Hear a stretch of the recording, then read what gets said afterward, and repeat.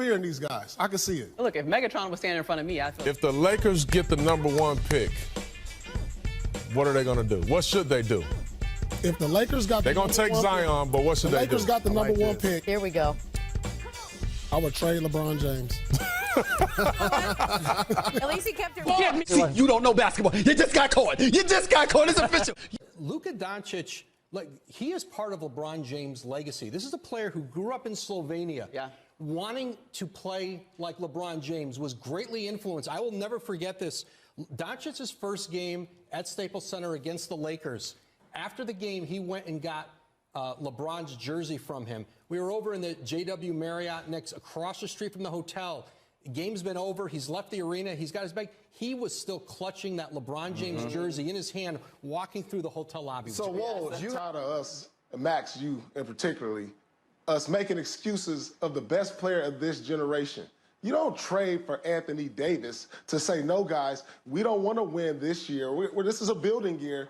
We're going to probably win it next year. When Doc brought us together, me, Ray, and KG, we said this year, because we don't know what's going to happen the following year. And look what happened the next year. We won it the first year we got together. The next year, Kevin got hurt. How many? We dealt with injury problems. You, KG, and Ray Allen. The first year we got to, yeah, absolutely. But listen, you got. Well, they went for Kawhi, but they couldn't get. You let him speak. Let's stop making excuses. If they don't win this year, LeBron's not getting any younger. This is going to be a big hit on his legacy. And I've already said he's not a top 5 player of all time. If the Lakers don't win a championship, let alone lose in the first round, I don't want to hear none of this GOAT talk no more. I'm just saying, man. I can't put him in those conversations. If he gets to another finals, he's 3-6. Now, when I put out my top 5, I put Russell, Kareem, Magic. Of course, we got Jordan at the top. And I said Kobe Bean for the simple fact he won those 2 titles without Shaq. And that's why I rated him that high. Look at those guys' finals record. But he had Powell. Even Tim Duncan, you can say Tim Duncan's up there at 5-1 in the finals. Kobe Bryant, 5-2. Wait, why is the standard different for those guys, Paul? Wilt didn't make the finals and certainly didn't win it most years. And Wilt had some great teammates. Why is the standard different for LeBron? And the reason I have Russell in the top 5, he won 11 championships, and he had to beat Wilt multiple times. I mean, Wilt, arguably the most dominant player ever. Come on now. Who can deal? Wilt would dominate. Magic, Jordan, Tim Duncan, Kobe, Bird. These guys are all top 10 players who either help build up their organization or continue the tradition. And the one thing that has ever from LeBron, he went and put together a team in Miami. I think there's a lot of he came back to Cleveland to put that team together, and then he went to the Lakers, where a tradition has already been made, and we don't know. You know, that's still to be continued. So, in saying that, that's my argument.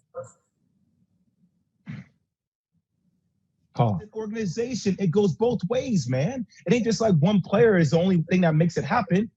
LeBron James wasn't surrounded by other great players. He had to go to a first-class organization in Miami to actually figure out what the standard of excellence was with Pat Riley and D. Wade and Mickey Harrison. Come on, man. So who you blaming this on?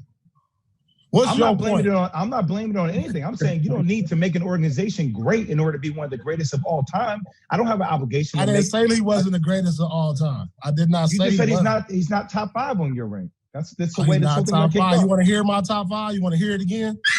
Sure. You want to hear it again? Jordan. Sure. Let me know. Kareem, Russell, and you know who the 4th one is? Magic. Who's the 5th? Now you know who's in my top 5? I'm not gonna say nothing right now. Kobe Bryant. Come on. Oh. That's my top 5. Argue with it. Paul Pierce's list is personal, right? Because we don't talk about this enough, but Paul and Braun have never liked each other since Braun rookie year. Here's a backstory to this real quick, and then you could understand why LeBron is not on Paul's list. We're playing in Columbus, Ohio, my rookie season against the Cleveland Cavaliers, right? You know when LeBron was coming into the league, he was getting a lot of heat from players. Oh, he's not going to do that to us. the chosen one. Wait till he play against grown men. So his first preseason game is against Paul Pierce. So Paul is talking noise to the bench, right? He's talking big noise to the Cavs bench, and they're sitting over there. Braun them, they all sitting over there, Drew Gooden and everybody. So Paul actually spits over there at the bench, right? The ultimate disrespect, okay? It ended up turning up. I mean, after the game, I mean, both teams were meeting in the back. We had the guys was ready to fight. We had to hold people back. Like, it went up from there. Ever since that moment. And it was a clear spit. It wasn't a Rajon Rondo spit? No, it was a clear spit. Ever since that moment, LeBron James and Paul Pierce hate each other. They don't speak to each other, even now today. I don't know if you remember, Cassie, we was doing hoop streams in Houston against the Lakers. Remember Braun walked by us and said something before his pregame shots? He did not speak to Paul. That's the backstory. So I think Paul list is kind of more personal towards LeBron than just saying, because there's no way in hell that you could say LeBron James is not top 5.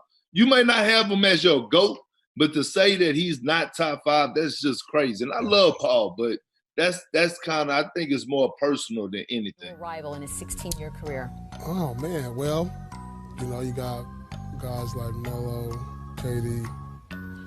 Bees, why would you ask me a silly question? It's me, of course. No one has had more playoff battles and more meaningful games than me and LeBron. So how could it be nobody but me? Okay. I have my career high versus LeBron, 50 points. It's a no-brainer. 5 playoff series. They both played for different teams. It was Cavs Celtics, Heat Celtics. That's an easy one. Heat Nets. They played in one of the all-time great Game 7s. Yeah. Paul had 41, got the win. LeBron had 45, got the bitter loss. It's actually working out for you, Paul. Without question, LeBron's greatest rival of all time. Without a doubt. Dan? Without a doubt. We had some many battles.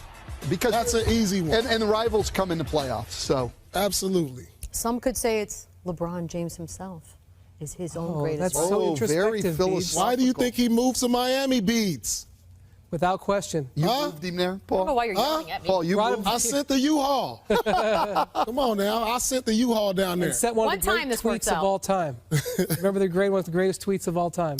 After you guys beat it's a pleasure bringing my talents to South Beach. The greatest. Already, retirement ceremony here at the TD Garden. It's coming in what has been a good old-fashioned blowout for the Cavs. But Corbett throws it ahead to Clarkson. Clarkson, quick catch and shoot. Got it! Clarkson.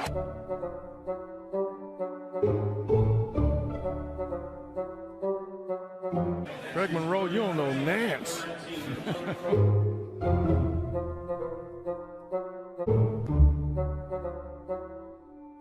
The Celtics here in Boston, 121-99 is the final. James.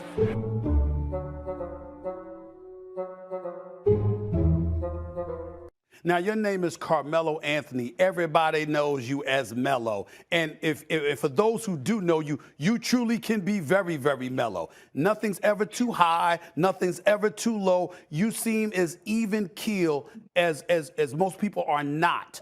Is that who you truly are, or is that just a facade that you put forth to get you through some of the tough times that you're going to allude to in this memoir?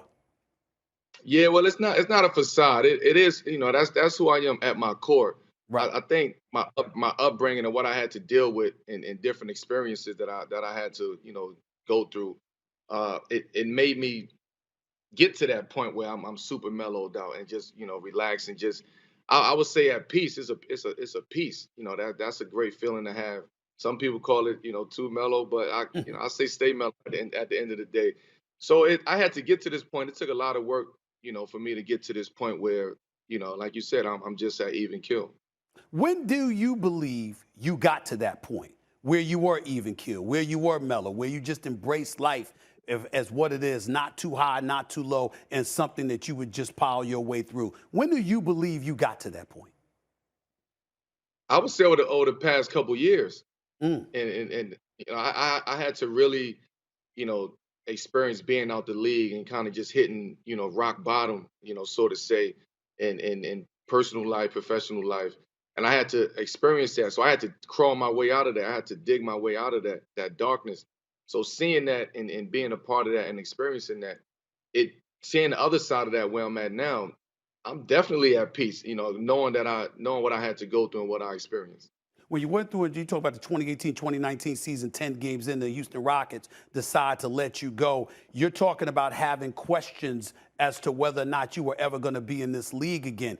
Did you have questions at any point as to whether or not you belonged in the league? I didn't, but and a whole bunch of your contemporaries certainly didn't have those questions about you. But did you have those questions about yourself at that particular moment in time? Nah, I never doubted that. I never thought about should I be in this league or do I still belong in this league. I had to really kind of do the knowledge on the business of the league and the business of basketball and sports and people and just kind of taking it into another perspective than I had before. Before it was just playing basketball and doing what I do and being the face of multiple organizations. You didn't really think too much about anything. So, but now I got a newfound perspective on just the way that the game is supposed to be played, the business of the game, and just what I want out of it. I think I took back control of my own self and my own game and my own career to a point where I can have a different perspective now and a new outlook on things. How helpful were some people along the way? And by that, I mean, I'm thinking about a guy like a Russell Westbrook that you played with in Oklahoma City, and people keep sleeping on the kind of businessman that he is and some of the big things he's doing off the basketball court as well. You've played with guys like him. Obviously, you've been friends with LeBron James, D. Wade, Chris Paul. You've been in Portland with a guy like Damian Lillard, who's been doing big things throughout his career. How helpful were those individuals in helping you reach that point? Well, it was good, but I respect all of those guys for what they bring, and not just on the court, but off the court as well, and what they're into, what they're creating. But for me, I had to carve out my own lane, and I've always felt like that. Even since I was younger, I had to carve my own lane and figure out who I was and what I wanted to do and how I wanted to do it, and doing it my way. I think now, kind of just having that experience and being business minded now and seeing things from a different perspective,